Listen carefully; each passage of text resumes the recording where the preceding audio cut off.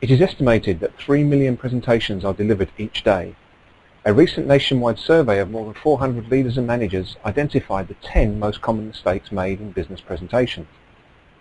It also discovered that over 90% of respondents did not enjoy attending business presentations. Hello, my name is Ian Henderson and I am a professional speaker. I have had the privilege of speaking to many thousands of people in the UK, Europe, the USA and Africa. I'd like to introduce you to the 10 most common mistakes made in presentations and ways of avoiding making them. The first mistake is that presentations are often too long. To avoid this, your presentation should ideally be no longer than the average adult's concentration span. Now this means keeping your presentation time down to about 25 to 30 minutes maximum, as after this the audience's attention span may well be tested and their thoughts will be turning to other matters, like getting a pint of milk on the way home.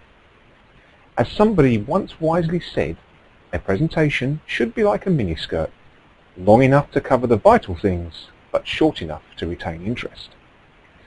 The second mistake is that the presenter is too monotonous. Now to avoid this, you must make the effort to vary your voice in terms of its pace, its volume and its pitch. Remember that much of the emotion in the message is contained within the speaker's tonality, and by varying your tonality you will add emphasis and interest. Also, don't forget the power of silence by using pauses whenever appropriate. Mistake number 3 is to become too reliant on PowerPoint. Always make your visual aids your servant, not your master. I suggest that you should keep the bullet points on any page of text to a maximum of 6, and then to use a maximum of 6 words to support each point. Remember, the less is more philosophy, and don't overcrowd your slides with information, and this is especially true when you are using graphs to convey information. Please use simple reveals, preferably without sound, as fancy, inconsistent reveals can distract the audience's attention. Mistake number 4 is the speaker's lack of rapport with or understanding of the audience. As a presenter or speaker, remember that it's not you, but the audience that is most important. So you need to demonstrate that you care about them. You are there to serve them. Make sure that you keep good eye contact with them, because if nothing else, this will help you gauge their mood. Mistake number 5 is not having any obvious purpose or outcome for your presentation. Make sure that the audience knows what's in it for them. Give some thought to what they want from your presentation, or put another way, why should they listen to you? Mistake number 6 is that your talk has no hook or grab. As a presenter, you have just a very short time, maybe less than 2 minutes, to engage the audience's interest.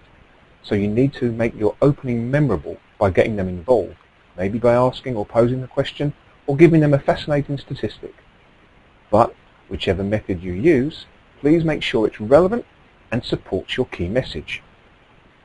Mistake number 7 is having no clear structure to your presentation. Now I often use the law of 3.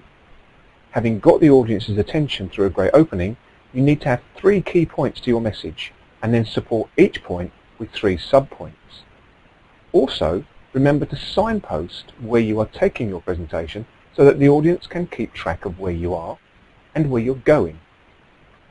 The final part of the structure is to have an effective close, and I'll tell you more about that in the last point. The 8th mistake is not knowing your material. The message that you might send if you have to read excessively from your notes is that you aren't confident, and this can damage your credibility as a presenter. And you can avoid this mistake by rehearsing, rehearsing and rehearsing. If you know what slides are coming up or what your next point is, you won't have to take your eyes off the audience for too long. Also, knowing your material is a great benefit because you will be more confident and appear so to the audience. Finally on this point, if you are guilty of reading from your notes too much, just remember that most people can read faster than you can talk. Mistake number 9 is to do with movement. The 2 extremes, no movement or too much movement, can have a negative effect on your presentation. A presenter who stands to attention or who does not move from behind a lectern might be sending a message that they are not confident in their abilities. However, too much movement is also off-putting, especially if you fidget with your hands or juggle coins, click a pen, or excessively move backwards and forwards on the spot. These movements can reflect a lack of confidence. So to avoid this mistake, make sure that you know your material really well. Also, you might want to video your rehearsals to spot any annoying habits which you might have developed. By moving about confidently and using hand gestures, you will add to your tonality and help you deliver a powerful message that has congruence and believability. The final mistake is to have a weak close. Now, no one expects you to do a Martin Luther King speech and produce tears in the eyes and lumps in the throats of the audience, but please make sure that your close is a powerful and natural conclusion of your presentation, clearly summarizing your key points and letting the audience know what is expected of them. So, just to recap, the 10 top presentation mistakes are: number 1, too long; number 2, too monotonous; number 3, too reliant on visual aids; number 4, lack of rapport with the audience; number 5, no purpose; number 6, no hook; number 7, no clear structure; number 8, not knowing your material; number 9, not enough or too much movement; and number 10, a weak close.